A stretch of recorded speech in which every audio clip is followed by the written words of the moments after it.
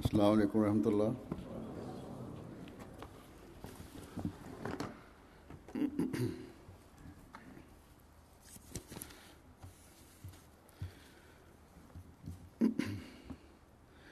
अशहदु अल्ला इलाहा इल्लल्लाह वहदहु ला शरीका लहू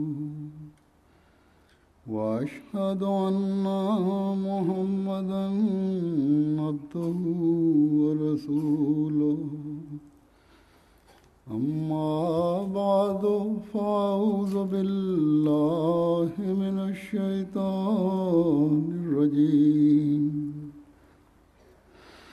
बिस्मिल्लाहिर रहमानिर रहीम। अल्हम्दुलिल्लाहि रब्बिल आलमीन अर्रहमानिर रहीम मालिकि यौमिद्दीन इय्याका नअबुदु व इय्याका नस्तईन इहदिनस सिरातल मुस्तक़ीम सिरातल लज़ीना अनअमता अलैहिम गैरिल मग़दूबि अलैहिम वलद्दाल्लीन।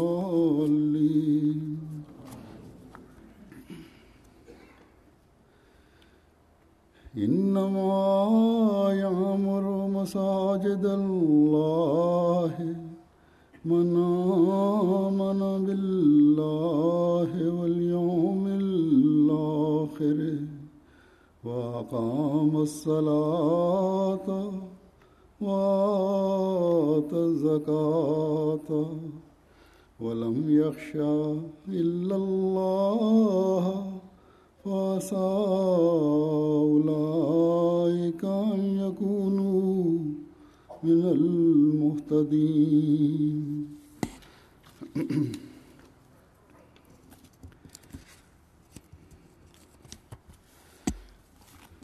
अल्हम्दुलिल्लाह, आज एक लंबे इंतज़ार के बाद जमात अहमदिया नॉर्वे को अपनी खूबसूरत मस्जिद के इफ्तिताह की तौफीक मिल रही है। जिस तरह Alhamdulillah, heute werden wir nach einer langen Wartezeit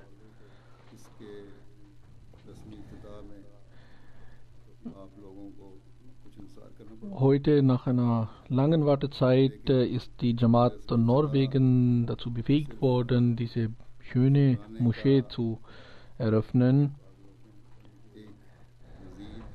Wegen einiger Hindernisse dauerte es lange, bis diese Moschee gebaut wurde, und auch aufgrund einiger Hindernisse musste auch die offizielle Eröffnung immer wieder verschoben werden. Aber das ist nur eine Art Dankbarkeit, denn die Moscheen haben mit der Eröffnung keine so innige Verbindung, dass ohne eine Eröffnung die Moschee nicht genutzt werden kann. Also mein Kommen heute hierhin und das Beten des Jumma-Gebetes und diese Khutbah hier und heute Abend inshallah die Sitzung mit den Nicht-Ahmadi-Freunden. Das ist alles ein Zeichen der Dankbarkeit für die Segnung, die Gott der Jamaat Norwegen gegeben hat. Und es ist auch Gottes Gebot, dass man seine Wohltaten verkünden sollte, damit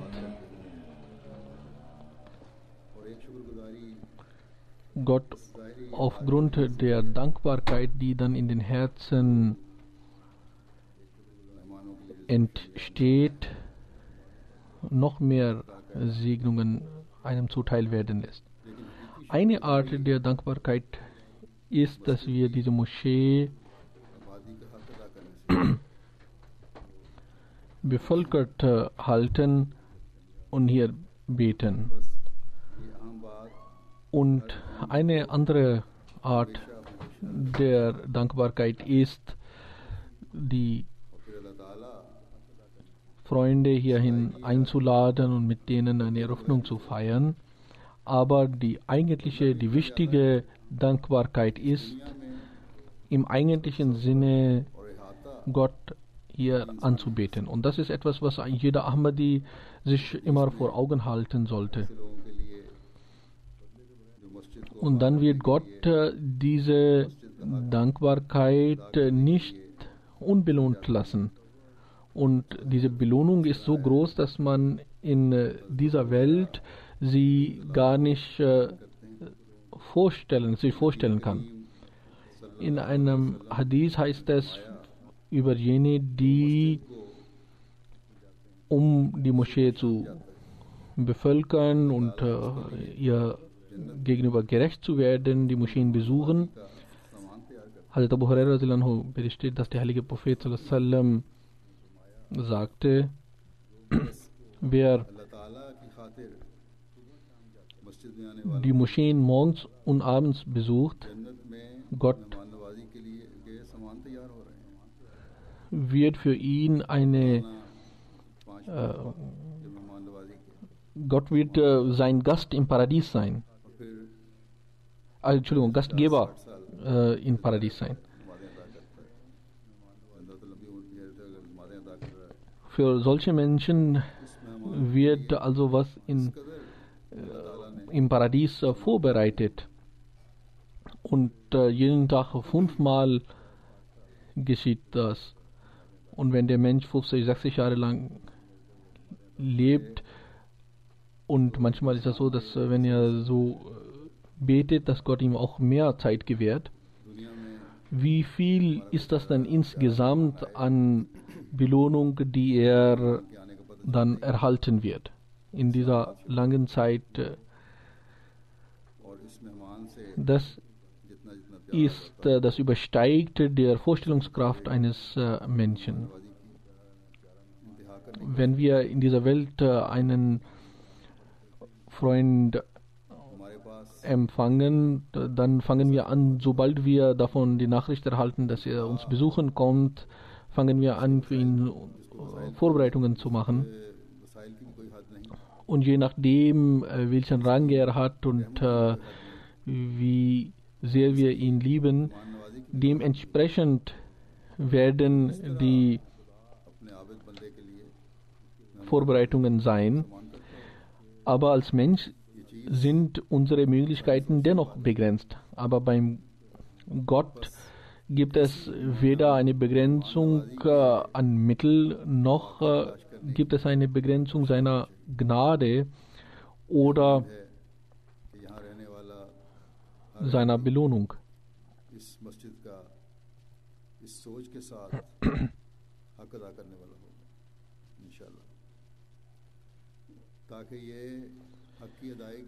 Um wie viel mehr sollte denn diese Belohnung für diese Menschen sein? Ich hoffe, dass jeder Ahmadi, der hier wird, mit dieser Vorstellung, mit dieser Absicht versuchen, dieser Moschee gegenüber gerecht zu werden, damit einerseits diese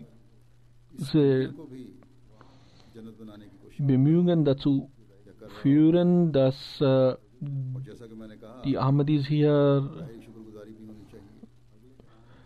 Gottes Belohnung erhalten, seine Liebsten werden und andererseits aber auch gegenüber ihren Mitmenschen ihrer Verpflichtungen nachkommen. Und damit sie, wo sie einerseits das Paradies erben werden, auch hier in dieser Welt ein Paradies des Friedens schaffen. In den letzten beiden Tagen sind durch Radio, Fernsehen und Zeitungsleute haben Interviews gehabt und sie haben mir verschiedene Fragen gestellt und sie alle waren aber auch daran interessiert, was ist der Grund für diese Moschee, was ist der Zweck, warum wir diese Moschee hier bauen, was möchten sie damit erreichen. Und meine Antwort war immer, dass wir der Umgebung Frieden geben möchten, Liebe geben möchten und dadurch ein Paradies hier auf Erden schaffen möchten, dass wir in unserem eigenen Leben die Einheit Gottes widerspiegeln und alle Menschen zu einer Einheit verhelfen möchten. Also mit dem Bau dieser Moschee muss in der Umgebung, in dieser Stadt, in diesem Land, muss die Liebe hier mehr als bisher verbreitet werden. Und das ist eine Pflicht der Ahmadis hier. Das Kommen der Medien und ihre Interviews und ihre Berichte über diese Moschee und den Bau dieser Moschee. Und dann, wie ich bereits gesagt habe, das sollte uns dazu anregen, noch mehr Dankbarkeit zu zeigen. Gott hat ihre Opfer angenommen und sie so belohnt, dass die Medien diesem Ereignis viel Bedeutung beimessen. Und im Allgemeinen haben sie positiv über die Jamaat und über die Moschee berichtet. Das ist auf der weltlichen Ebene. Diese Berichte auf der weltlichen Ebene sollen auch die Gläubigen dazu anregen, dass sie dankbar sind. Und wenn man diese Dankbarkeit im gebührenden Maße zeigt, dann führt das dazu, dass der Mensch noch mehr Belohnung von Gott erhält. Also ist das eine Art Kreis, das nicht in seiner Form und Größe stehen bleibt, sondern es vergrößert sich wie mitwährend, wenn Sie einen Stein im Teich werfen, dann sehen Sie, dass da Kreise entstehen, die immer größer werden und es kommen noch neuere Kreise immer hinzu.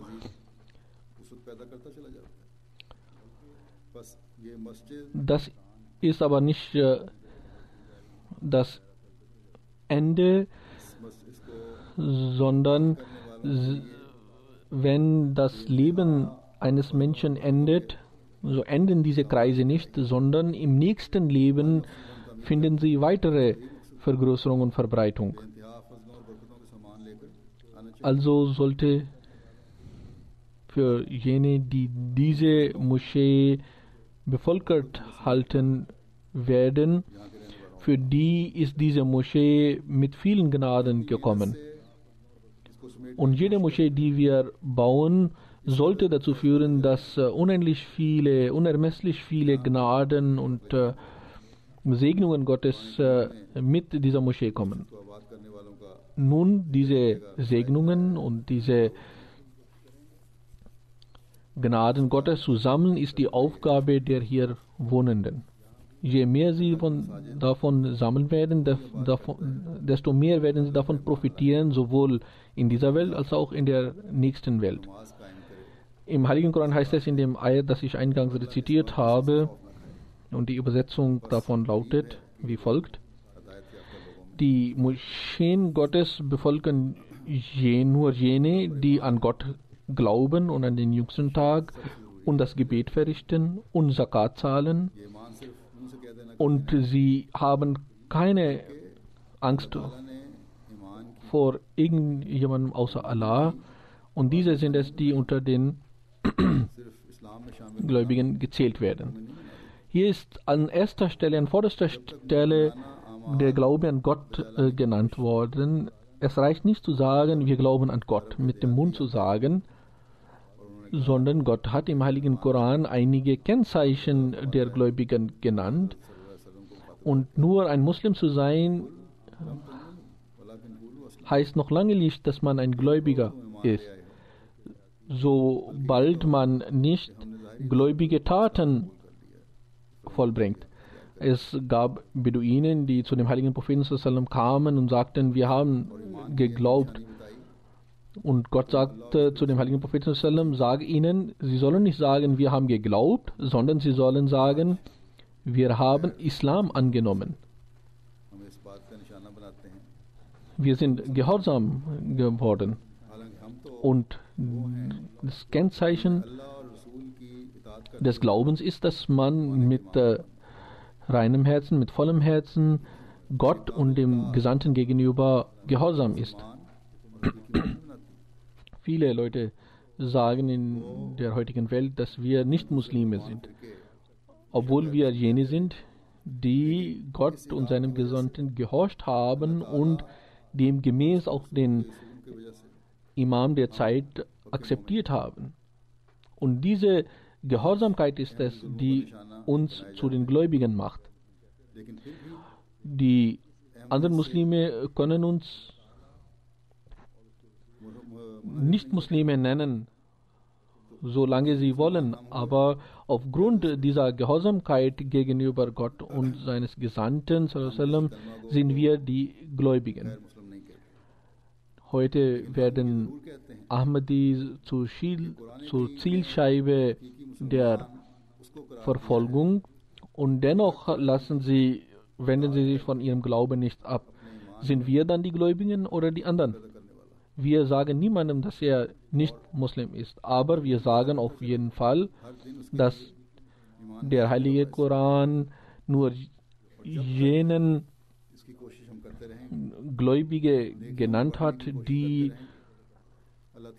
gehorsam sind und in ihrem Glauben zunehmen, und jeder Tag in ihrem Leben dazu führt, dass sie im Glauben sich verbessern. Solange wir darin uns verbessern und sich darum bemühen, solange wir gute Taten vollbringen, solange wir uns darum bemühen, im Wege Allahs voranzuschreiten, solange werden wir zu den Gläubigen gezählt werden, und wir brauchen dafür keine Fatwas irgendeines Maulvi oder Muftis oder irgendeines Landes, noch brauchen wir ein Zertifikat von irgendjemandem.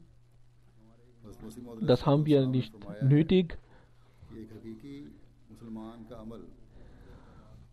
Und das Entscheidende ist, inwieweit wir uns darum bemühen, gemäß den Anweisungen Gottes zu handeln. Hazrat Masih Maud hat gesagt, dass ein wahrer Muslim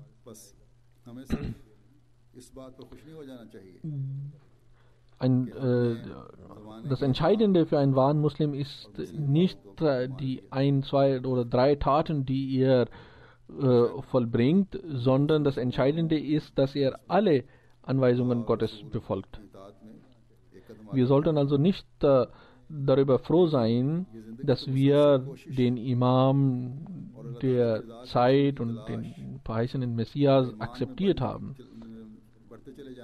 Das ist ohne Zweifel ein Schritt mehr als die anderen Muslime in der Gehorsamkeit Gottes und seines Gesandten.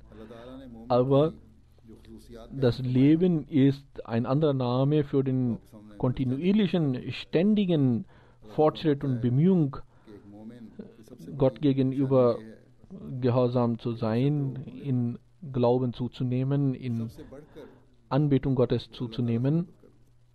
Gott hat ये तो viele andere Eigenschaften der Gläubigen genannt, davon möchte ich einige Ihnen vorlegen. Gott sagt, dass eines der größten Eigenschaften der Gläubigen ist, dass sie am meisten Gott lieben. बस Ashaddu hubban lillah. जब अपने Das ist etwas, का दावा करता है das auch ein Mensch, der mit Religion nichts zu tun hat, auch er kann verstehen, तो पर dass wenn man etwas sehr liebt, dass man für ihn alles zu tun bereit ist. Wenn ein Muslim von sich behauptet, dass er an Gott glaubt, औलाद बीवी खानदान so muss seine Liebe zu Gott मुकाबले में हेच हो जाए größer sein als alle anderen Sachen, die er liebt. और होने चाहिए Dann ist alles weltliche, alle weltliche Vergnügen, alles weltliche Vermögen, die Nachkommen, Ehe, कि खालिस Partner und so weiter, ist इबादत की तरफ भी alles vom geringeren Rang als die Liebe zu Gott. खास तवज्जो होगी Und so soll es sein. Und wenn diese Liebe zu Gott vorhanden ist, dann ist तवज्जो पैदा होगी das Gebet eines solchen Menschen rein. आपकी ये मस्जिद नमाज सेंटर जहाँ भी हैं Und dann wird er auch seinen Gebeten besondere Aufmerksamkeit schenken. की आबादी उनकी कहलाएगी Und wenn er dem Gebet diese Aufmerksamkeit schenkt, so wird inshallah auch ihre Moschee und Zentren und die in Zukunft zu bauenden Moscheen werden immer befolgt sein. और नतीजतन Wenn unserem Herzen die Liebe zu Gott vorhanden ist, dann werden auch unsere Nachkommen davon beeinflusst werden. Es gibt viele Leute, die ये हम पर फर्ज für Dua für ihre Kinder schreiben. Für diese sollen wir unser eigenes Beispiel vorlegen. Wenn diese Liebe vorhanden ist, dann wird diese Liebe sich in den Nachkommen Generation nach Generation sich fortsetzen und die Moscheen werden auch वहाँ अपनी औलाद dann bevölkert bleiben. नस्लों को भी इस मोहब्बत की चार्ट लगाने की कोशिश करें Diese होगा तो इंशाल्लाह ताला Liebe zu Gott sollten wir कोशिशें in uns entwickeln, darum uns bemühen und wir sollten auch क्योंकि जब बंदा खुदा से मोहब्बत versuchen, unsere Nachkommen, unsere Kinder und die nachfolgenden Generationen auf den Geschmack zu bringen. Und wenn dies passiert, वली खुदा हो dann werden die Bemühungen unserer Gegner von selbst wirkungslos bleiben. Denn wenn ein Mensch Gott liebt, dann liebt Gott ihn noch mehr, als er Gott liebt. पत्थर मार कर Und er wird zum Freund eines solchen Menschen. Und wenn Gott थक हार कर Freund eines Menschen wird, dann kann ihm niemand etwas anhaben. Einige इनमें से wenige Leute oder Kinder, die इंशाल्लाह kommen und die जैसा कि मैंने कहा Fenster der Moschee आपके काम की इंतहा नहीं है einschlagen, Steine werfen oder sonst etwas an Dreck hier reinwerfen.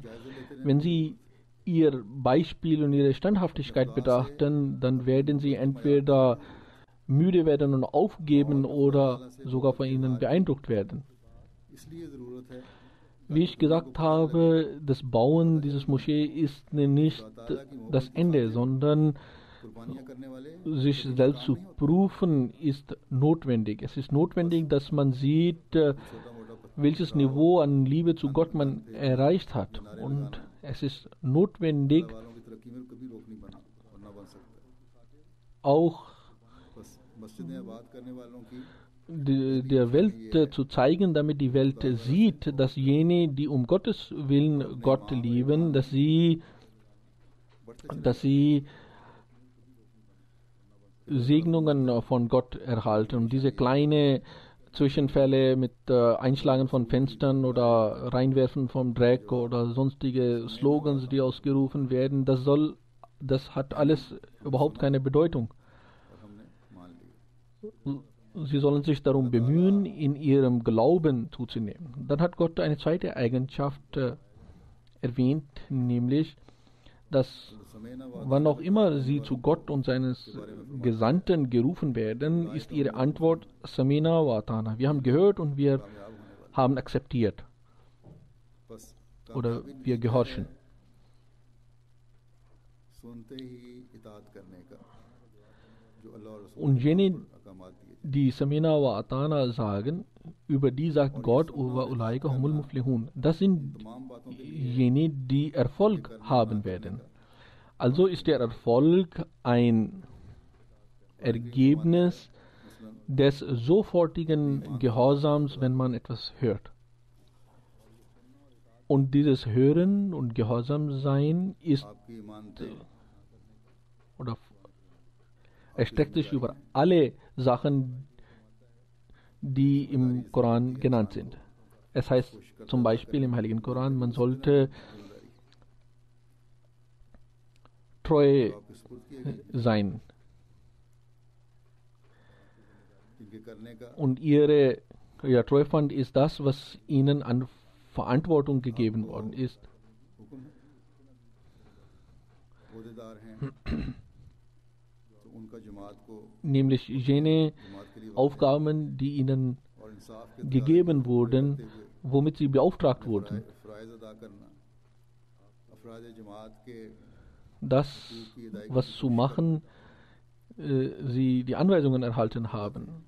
एक ओहदेदार Diejenigen, die Amtsinhaber sind, dass sie der Jamaat काम करवाने Zeit geben, dass sie कि वो खादिम है gerecht handeln, dass sie versuchen, gegenüber den Mitgliedern der Jamaat ihrer Verantwortung gerecht zu werden, ihren Pflichten nachzukommen. Ein जो ईमानत Amtsinhaber ist nicht ein weltlicher Amtsinhaber in der Jamaat.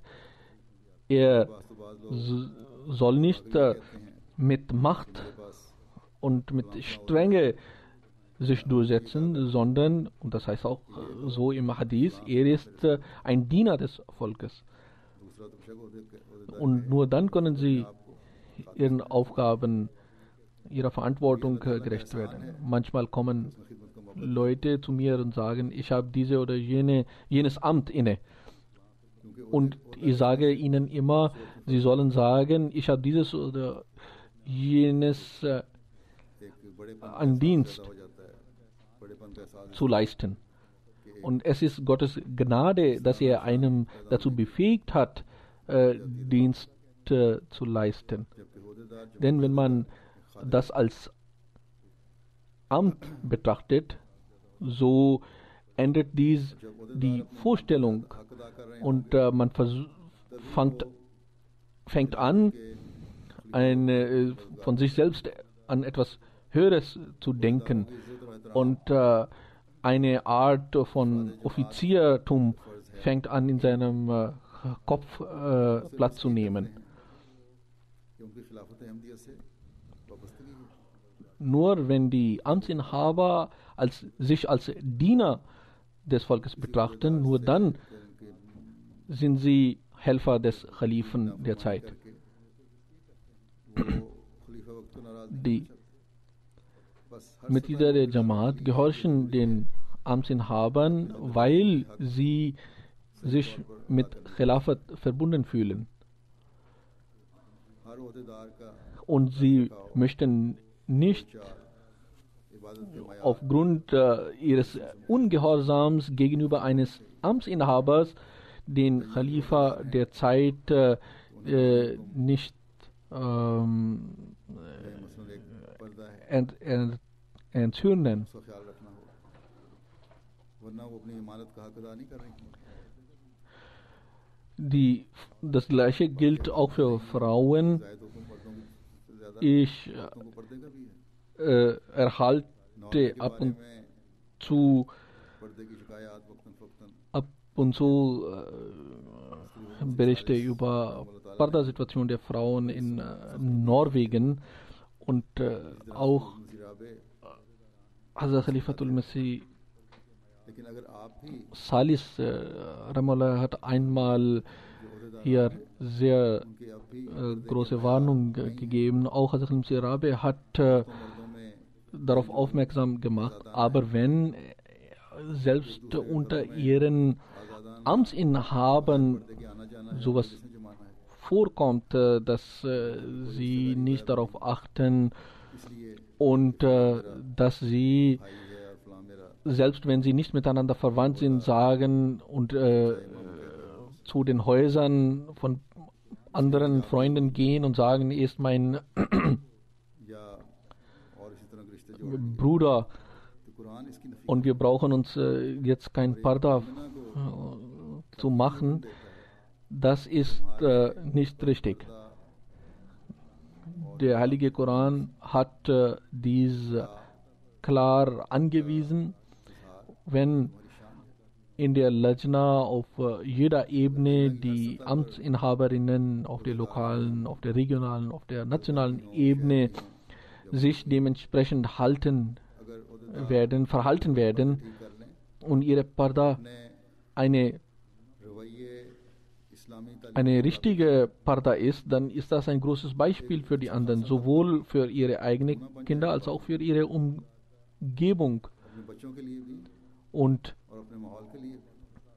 eine एक लजना की अहदेदार का Frau als Amtsinhaberin और बातों के साथ साथ wie- अदा कर रही है। wird ihrer मुझे बाज के पर्दे Verpflichtungen nur dann gerecht, wenn sie जब उनकी निकाह auch die Parda-Anweisungen beachtet. Und manchmal in Mulakats sehe ich sofort, was die Parda-Situation einer Frau ist, denn aufgrund des Zustandes ihres Niqabs kann ich leicht sehen, dass sie nach langer Zeit heute wieder Niqab zum Beispiel genommen hat. आजकल अपने जोम में बाद मॉडर्न सोच Manchmal glauben Leute, dass diese Parda-Anweisung eine veraltete Anweisung ist und heutzutage braucht man das nicht. Aber ich möchte मैं वादे कर दूं klarstellen, dass die Anweisungen des Heiligen Korans nicht für eine Zeit begrenzt sind und nicht für ein bestimmtes Volk sind. खिलाफत से वाबस्तगी और इजहार Es gibt शौक की मर्द और औरतें करते हैं। Leute, die अल्लाह ने immer ihre Beziehung zu Khilafat betonen und बातों और हमारे साले से besonders hervorheben. Im Heiligen Koran ist gesagt worden, dass Khilafat oder आयत है ये उससे दो आयत पहले die ये बयान फरमाया है Huld unter die Segnung von Khilafat ist mit Gehorsamkeit und mit guten Taten verbunden worden. Und in den Ayats, in dem Kontext heißt es, ihr sollt nicht mit dem Mund viel sagen, wir werden dieses machen oder jenes machen, sondern ihr sollt sagen, wir werden जो आम इतात Tat und Marufa machen. Das heißt also im Allgemeinen das, was Gott und sein Gesandter uns befohlen hat, angewiesen hat, demgegenüber werden wir gehorsam sein. के मुताबिक इतात करो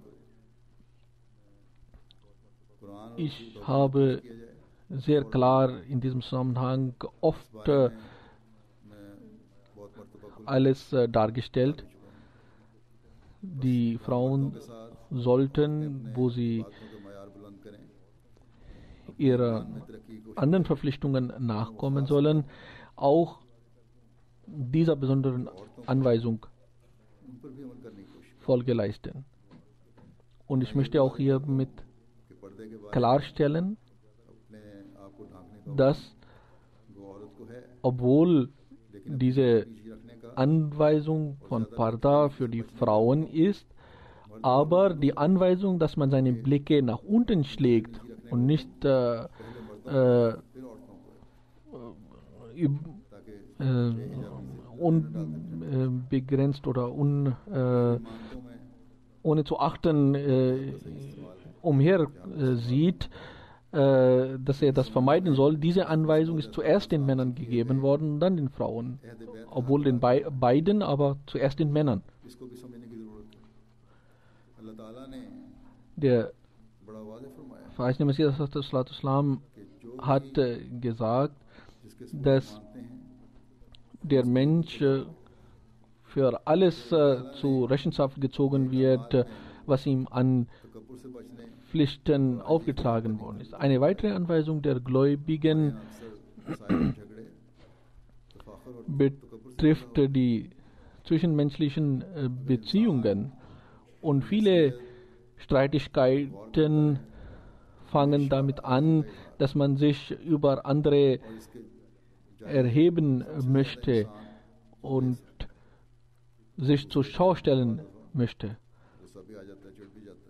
Und dieser Arroganz und Stolz führt zu Streitigkeiten. Demut zu zeigen ist auch eine Anweisung des Heiligen Korans. Wenn man gottesfürchtig ist und sicherlich ist in jedem Ahmadi die Furcht Gottes vorhanden, nur muss sein Gewissen aufgerüttelt werden.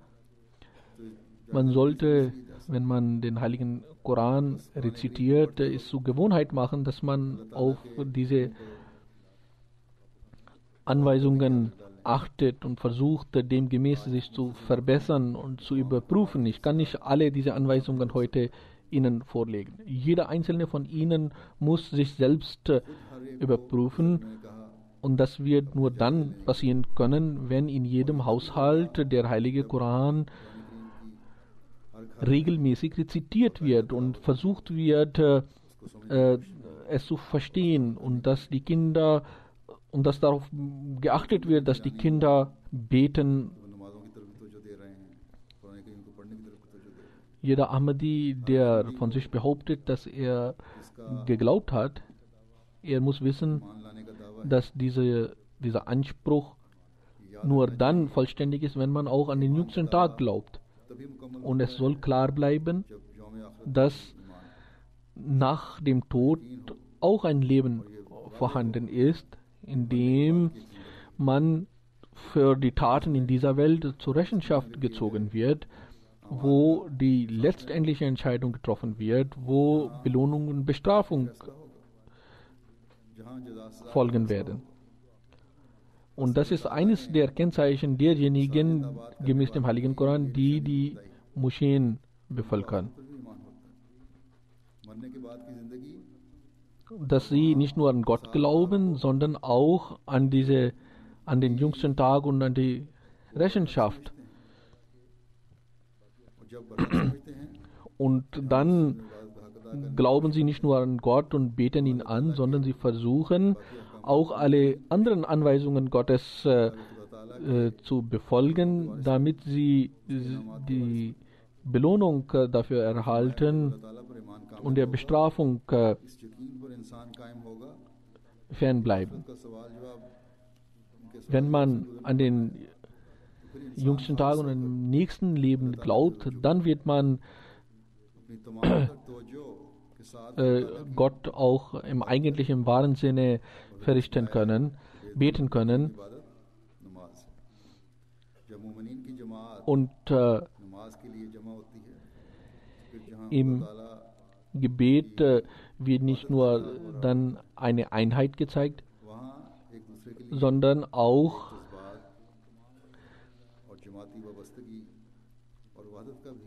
es wird auch versucht, den Verpflichtungen gegenüber den Mitmenschen und gegenüber den Glaubensbrüdern nachzukommen und die Einheit in der Jamaat zu stärken. Dann, um der Pflicht gegenüber den Mitmenschen nachzukommen, um die Botschaft Gottes zu verbreiten, um ihrer Verpflichtungen auch in dieser Hinsicht nachzukommen, braucht man Mittel. Und deshalb hat Gott auch erwähnt, dass diese Leute auch Zakat geben, dass sie ihr Vermögen nicht nur für sich behalten, sondern dass sie aus ihrem Vermögen für die Religion und für die Mitmenschen etwas geben. Mit dem Verrichten des Gebetes ist im Allgemeinen im Heiligen Koran auch finanzielle Opfer genannt worden, damit man den Verpflichtungen gegenüber sowohl Gott als auch den Mitmenschen nachkommt. Jene, also die Moscheen bevölkern, sind jene, deren ganzes Leben, deren Schlafen, deren Aufstehen, deren Sitzen, deren Aufrechtsein, Bleiben, alles für Gott ist. Und ihre Furcht gegenüber Gott ist in ihrer Liebe zu Gott begründet, und diese Furcht führt dazu, dass sie auch in ihrem Verhalten gegenüber ihren Mitmenschen gut sind. Und das sind jene, die von Gott zu den Rechtgeleiteten gezählt werden. Mit Gottes Gnade hat die Jamaat Norwegen gute Opfer geleistet, und für diese Moschee Nasr haben sie etwa 104 Millionen Kronen geopfert. Ein Teil wurde von der Zentrale getragen, aber der Rest ist von Jamaat Norwegen. Obwohl es sehr lange dauerte, wie ich eingangs erwähnt habe, aber als ich die Jamaat in 2005 darauf aufmerksam gemacht habe, hat die Jamaat darauf sofort reagiert. Manche haben ihre Häuser verkauft, manche haben ihre Autos verkauft, manche haben zusätzlich gearbeitet, damit dieses Haus Gottes gebaut werden kann, und ich mehr und mehr dafür einzahlen kann. Manche Frauen haben große Opfer geleistet. Manche sind auch hier vorhanden, deren Geschäfte geschlossen wurden, aber dennoch haben sie große Opfer geleistet. Möge Allah sie alle belohnen und segnen und ihre Geschäfte, auch wenn sie im Folge der heutigen Finanzlage nie so gut laufen, möge Gott sie segnen. Aber wir müssen auch diese Moscheen bevölkern, und zwar auf eine Art und Weise, wie Gott sie uns vorgelegt hat, indem wir im Glauben zunehmen, dass wir in uns Gottesfurcht und Gottes Liebe entwickeln, dass wir mit dem Gedanken vorgehen, dass wir unseren Verpflichtungen gegenüber den Mitmenschen nachkommen sollen, dass wir auch in unseren Nachkommen und folgenden Generationen dieses Bewusstsein entwickeln. Dann, dass auch dafür wir uns darum bemühen, die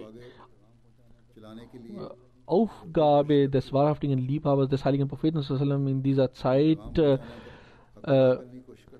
dass wir in seinen Aufgaben ihn unterstützen und seine Botschaft verbreiten. Also, wie ich bereits gesagt habe, diese Moschee hat unsere Verantwortung vergrößert. Unsere Verantwortung ist viel größer geworden als vorher. Und wenn wir dieser Verantwortung nicht gerecht werden, so kann es passieren, dass wir die Liebe Gottes verlieren. Möge Allah es so machen, dass dies nicht der Fall ist. Es ist also einerseits für uns ein großer Tag der Freude, dass hier die erste Moschee gebaut worden ist. Andererseits ist es auch ein Anlass zum Denken, Nachdenken. Möge Gott es so möge Gott uns dazu befähigen, dass wir dies beachten Und da wir viel geopfert haben, manche haben hier Möbel gespendet, manche haben Tausende von Kronen gespendet für die Teppiche und so weiter, dass all diese große Opfer nicht ein einmaliges Opfer bleibt. Und diese Leute sollen nicht darüber sich sehr freuen und damit begnügen, dass sie große Opfer einmal geleistet haben. Sie sollen nicht denken, dass das reicht, sondern dass die innere, die wirkliche Schönheit dieser Moschee muss aufrechterhalten werden, nämlich durch die 5-malige Gebete. Einmal wurde von dem verheißenen Messias über Bau von Moscheen geredet. Und Messias sagte, die Schönheit einer Moschee hängt nicht mit ihrem Gebäude zusammen, sondern mit denjenigen, die darin beten. Und die Moschee des heiligen Propheten war eine kleine, einfache Moschee. Ihr Dach war aus Palmenzweigen und wenn es regnete, dann tropfte Wasser dadurch. Und zur Zeit des heiligen Propheten haben auch die weltgewandten Leute eine Moschee gebaut und diese Moschee wurde auf Befehl Gottes niedergerissen.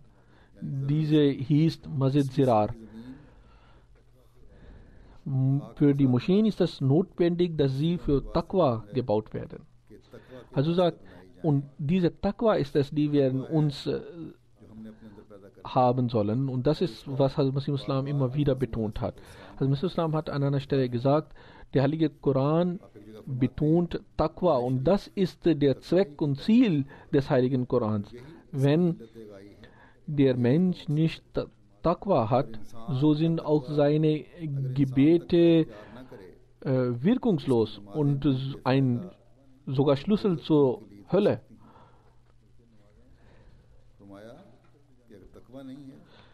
Also und an einer anderen Stelle hat er gesagt, die Wurzel ist Taqwa und Reinheit.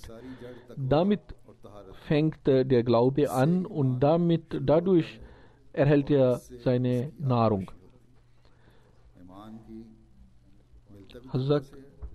Also der Glaube fängt mit Taqwa an und mit Taqwa nimmt Taqwa auch zu. Das ist seine Nahrung.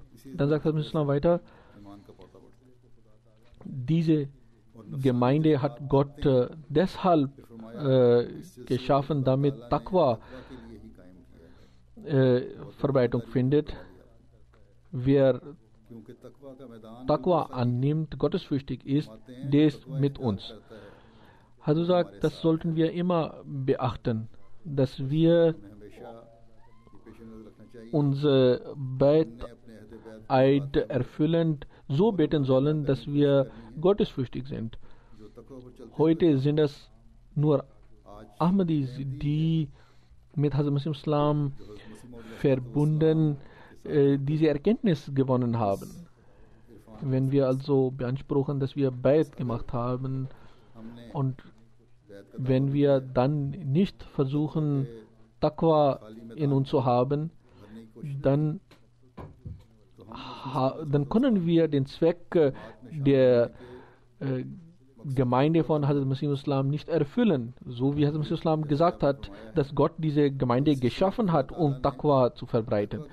Möge Gott allen diesen befähigen, die zu verstehen. In diesen Ländern, wo viel Schirk ist, wenn wir mit Taqwa handelnd unseren Pflichten nicht nachkommen und den Zweck unseres Bets nicht erkennen, dann werden wir dafür reif sein, zur Rechenschaft gezogen zu werden. Möge Allah uns dazu zu jenen zählen, die er liebt. Ich möchte auch einige Daten zu der Moschee erwähnen. Dieses Grundstück ist 9563 Quadratmeter. 7750 Quadratmeter ist Moschee. 759 रुपया मीटर है। In dem Männerteil ist 850 Quadratmeter, der Männerteil der Moschee. जो है इसका 880 रुपया मीटर है और Und darin können 1400 insgesamt Leute beten in der Moschee. In der, में 298 रुपया मीटर है। 5 nee, nur in der Männermoschee. In der Frauenmoschee मस्जिद können 850 समाजियों की गुंजाइश है। Frauen एक हॉल भी बनाया गया है, beten. बना था सबसे, जो काफी देर Dahinter gibt es noch eine Halle, wo 850 weitere Leute beten können. Dann gibt es auch noch eine Wohnung für einen apartment भी है, Murabi. Missionary house, mission house Das ist eine vollständige Wohnung mit 3 Schlafzimmern. पूरा घर है। Dann gibt es folgende Daten. मस्जिद बैतुल नसर के Folgende Daten. Wife ये हैं कि Dass insgesamt 2200 Leute können in der Moschee beten. बता दिया मैंने 2250 अफराद नमाज अदा कर सकते हैं। और In der Halle unten इसी तरह जो हॉल है नीचे, उसकी छत जो है वो टेरेस के तौर पर können इस्तेमाल हो रही है। zusätzlich etwa 800 bis 1000 Leute beten. Das Minarett ist 21 Meter hoch. 21 मीटर है, गुंबद की ऊंचाई 5 Die मीटर है। Kuppel ist 8 Meter hoch. Es ist eine एक लाइब्रेरी भी है यहाँ, Bücherei vorhanden. ज़ैली तंजीम Auch in der और मरकजी Frauenmoschee gibt es eine लजना का जो eigene Bibliothek, Bücherei. एक अलग library, Dann gibt es auch eine große इसके साथ Küche. किचन भी है एक बड़ा, काफी वसी है माशाल्लाह। और Lange Zeit hatten wir keine Genehmigung, die Moschee zu bauen. मिल रही थी लंबा अरसा, Und die Straße चल रहा था उसमें, an der einen Seite, da gab es auch Hindernisse, Probleme. उसको बनाने का मसला था, मामला। Dann hat जमात ने die Jamaat für die Leute in der Umgebung diese Straße gebaut. Und die, wie gesagt, die कुल 104 मिलियन का इसमें खर्च हुआ। Jamaat hat hierfür gespendet. सड़क से ये सड़क जो है Diese Moschee ist auf der Hauptstraße zu main सड़क Oslo एयरपोर्ट जाने की Flughafen, und wenn man vom Flughafen zur Stadt fährt, dann sieht man diese Moschee नज़ारा है इसका। auf der Autobahn E6. Etwa 80.000 Autos fahren täglich an der Moschee vorbei. गाड़ियाँ सड़क से गुजरती हैं। Auch Bus und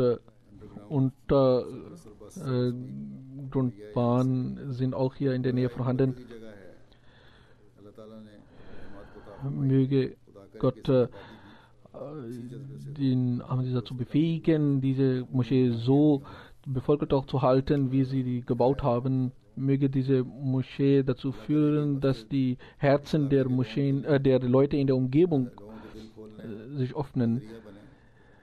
मुकामी लोग Wie ich bereits erwähnt habe, die Muslime in dieser Umgebung sind unter dem Einfluss der Mullahs, und sie nehmen in ihrer Gegnerschaft aufgrund der Aussagen der Mullahs zu.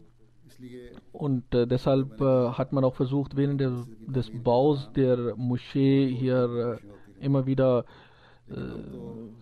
Schäden zu verursachen. Aber wir werden inshallah immer Standhaftigkeit und Geduld zeigen, und wir werden für diejenigen, die कि खुदा ताला beanspruchen, den heiligen Propheten zu befolgen, dass wir für sie und ihre Rechtsleitung beten werden.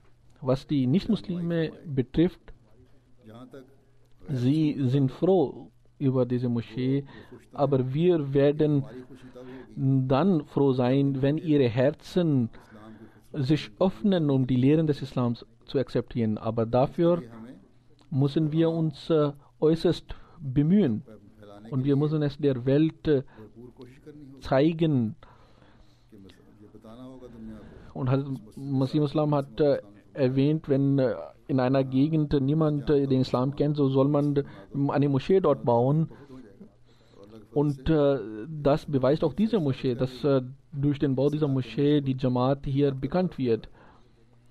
Wir müssen den Leuten klarstellen, dass Moscheen Orte sind, wo Gott allein angebeten wird und diejenigen, die wirklich Gott anbeten, niemals gegenüber seiner Schöpfung Unfrieden stiften können. Und diese Moschee und alle unsere Moscheen werden immer für Frieden und für Liebe stehen. Möge Gott uns dazu befähigen, dass wir den Zweck des Baus dieser Moschee erfüllen, dass jeder einzelne von uns ein Beispiel für die Liebe und Brüderlichkeit wird. Hazrat Masih Islam sagt an einer Stelle, je mehr ihr unter euch liebt, desto mehr wird Gott euch lieben. Möge Gott uns dazu befähigen, dass wir in unserer gegenseitigen Liebe zunehmen. Denn solange wir in der Liebe zueinander nicht zunehmen, so lange können wir auch den anderen, den Fremden, nicht die Botschaft der Liebe verbreiten. Es gibt auch eine traurige Nachricht. Ich werde ein Janaza-Gebet leiten. Safir Ahmad Sahib, Sohn von Adan Bhatt Sahib, ist 72 geboren worden in Sindh. Dort hat er seine Jugend verbracht. Sein Vater war unter den Sicherheitsleuten von Hazrat Masih Sani und war ein Waqf Zindagi, also hatte sein Leben der Gemeinde gewidmet. Hafiz Abdul Wahid Sahib war sein Großvater und der Vater war ein Lehrer.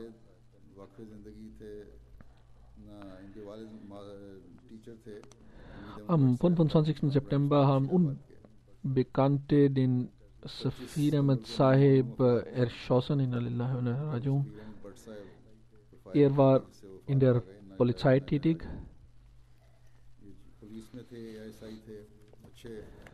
und er zählte zu den mutigen Polizisten. Er erhielt einen Anruf und er ging zu dem Ort, wohin er gerufen wurde, und unterwegs wurde er erschossen.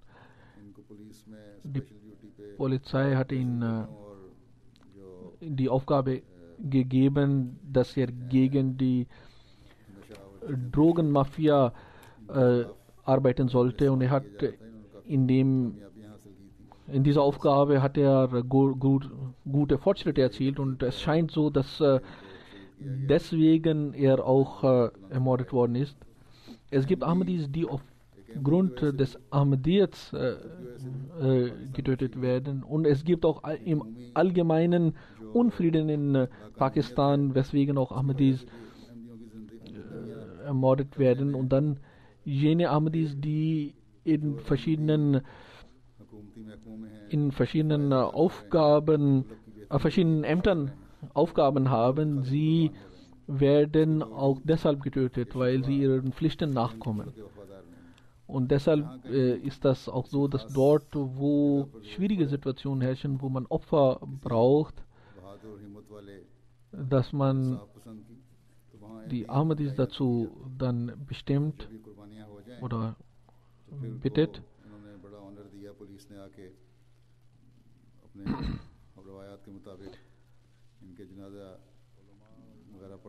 Die Ulama und die Mullah sagen immer wieder, Ahmadis sind dem Land nicht treu. Obwohl heute nur die Ahmadis sind es, die dem Land treu sind und loyal sind. Möge Allah den Getöteten große Ränge gewähren und seinen Nachkommen und seiner Frau Geduld und Standhaftigkeit verleihen. Amin.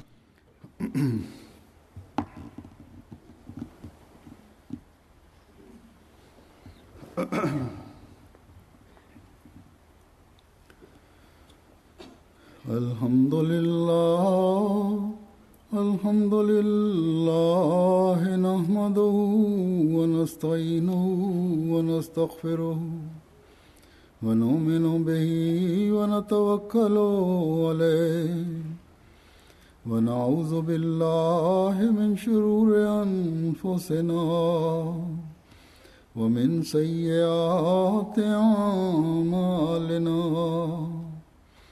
من يهده الله فلا مضل له ومن يضلل فلا هادي له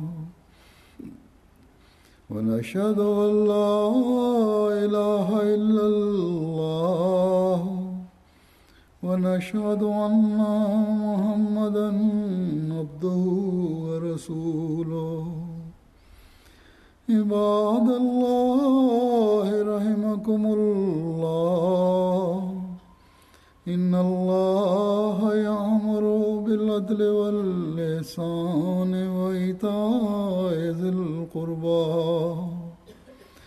وينهى عن الفحشاء والمنكر والبغي يعظكم لعلكم تذكرون اذكروا الله يذكركم وادعوه يستجب لكم ولذكر الله أكبر